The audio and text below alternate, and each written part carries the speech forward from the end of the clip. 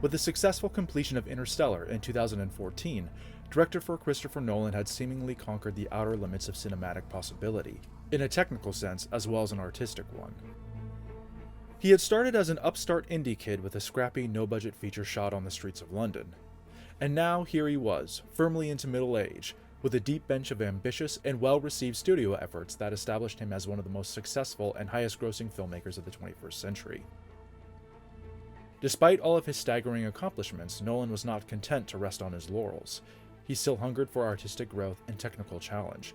The question of his next move would be answered with sensible yet somewhat surprising developments: a short documentary about one of his formative influences, and an ambitious war picture that would disregard the sprawling narratives of his recent work in favor of a razor-tight precision. These two works, 2015's QUAY and 2017's Dunkirk, find Nolan at a point of recalibration, an experimentation with his artistic identity in a bid to avoid the creative stagnation that affects so many filmmakers at the heights of their success. While they don't evidence a major reinvention of Nolan's aesthetic, QUAY and Dunkirk nevertheless signal the director's rededication to present tension, to capturing the drama of life in all its visceral immediacy. You couldn't be sure that it would be absolutely precise. I think that's what we enjoyed, was that even when you rewound and you did the dissolves, they were rough and ready. Yes. I don't think we ever tried to make a sublime dissolve. As a noted champion of practical effects and technical craftsmanship, Nolan has a vested interest in supporting similarly minded filmmakers. As the director of some of the biggest blockbusters in recent memory, Nolan also has the power to shed light on underexposed voices by using the pedigree of his own name to help them find a new audience. In 2015, Nolan did just that for the QUAY brothers, two masters of imaginative puppet animation celebrated for a handcrafted gothic aesthetic that's less Walt Disney and more David Lynch. The more we get pushed into a corner, the more you can also find hidden forms, hidden architectures. The 8-minute QUAY is Nolan's first documentary effort, and the first short he's made since 1997's Doodlebug.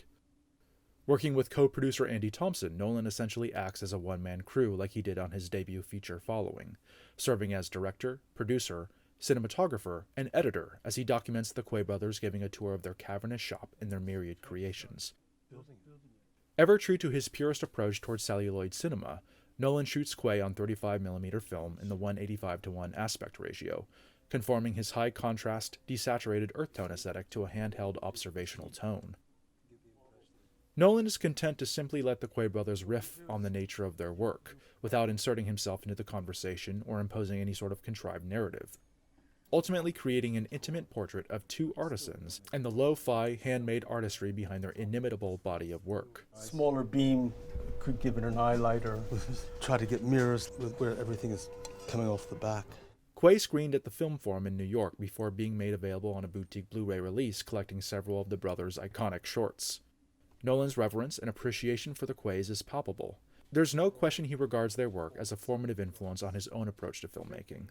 Of course, the QUAYs were renowned long before Nolan turned his lens on them, and didn't necessarily need a documentary like QUAY to expose their work to a wide audience. But the film does, however, reach a different audience, the kind whose diet consists only of mainstream Hollywood spectacles and isn't particularly inclined to seek out the eccentric deep cuts of indie animation. It was just the two of us and this beautiful machine, frame by frame. You complicitly worked. A lot of the Hollywood Mitchells were used by the animators because they were beautiful for their mechanisms. In showing us a key influence in his advocacy for practical effects in the face of digital wizardry, Nolan reveals a deeper insight into his own artistic character, while suggesting the beginning of a more intimate and experimental phase in his professional development. Along with the mass devastation and the loss of millions of lives, World War II brought about something positive, a recognition of the innate heroism in every person. It wasn't just a conflict fought by unseen generals and soldiers on some distant field. It was a harrowing ordeal that quite literally hit home for countless civilians around the world. The European theater in particular saw no shortage of battles play out within the confines of its urban centers. No one could say their personal lives weren't directly affected by the war. When we hear about stories of courage in combat, we tend to remember these episodes with a veneer of romanticism, and rightly so. World War II is often painted as a necessary good war, in which the forces of freedom and righteousness waged battle against the evil and inhumane virtues of fascism for the soul of the 20th century. However, the people actually living these episodes of courage, soldiers and civilians alike, most likely didn't view their experiences through the rose-tinted glasses of nostalgia. Indeed, many of these courageous moments were a result of terrified men and women simply trying to survive.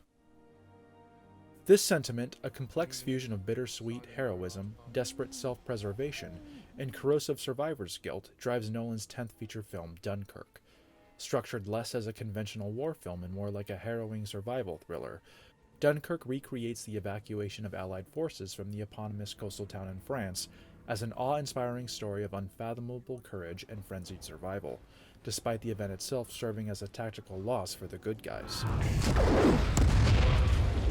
This snatching of an emotional victory from the jaws of strategic defeat is precisely the sort of peculiar irony that attracted Nolan to the story when he initially conceived of the project in the mid-90s, while sailing across the English Channel along the evacuation route with his wife and producing partner Emma Thomas. He envisioned an immersive experience that expanded upon the war genre's rather simplistic emotional dynamics, with a wider range of color, thus achieving a different kind of reverence towards Dunkirk's participants. The idea stayed with Nolan through the subsequent decades, even as his career exploded into the stratosphere following the breakout success of films like Memento and Batman Begins. After the completion in 2014 of his sprawling space epic Interstellar, Nolan finally felt he had accumulated enough experience and artistic clout to tackle Dunkirk as his next feature-length project. Admittedly, this is something of an absurd sentiment on its face.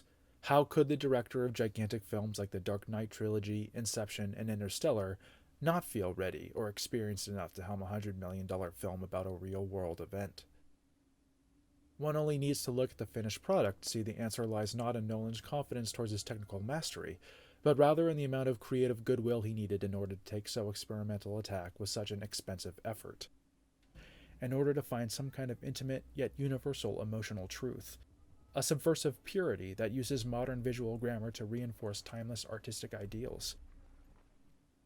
In a time where critics and audiences alike conflate movies with television and vice versa, as one indistinguishable medium, Nolan's lifelong quest to preserve the sanctity of the movie house and extol its superiority to the home theater has never been more urgent.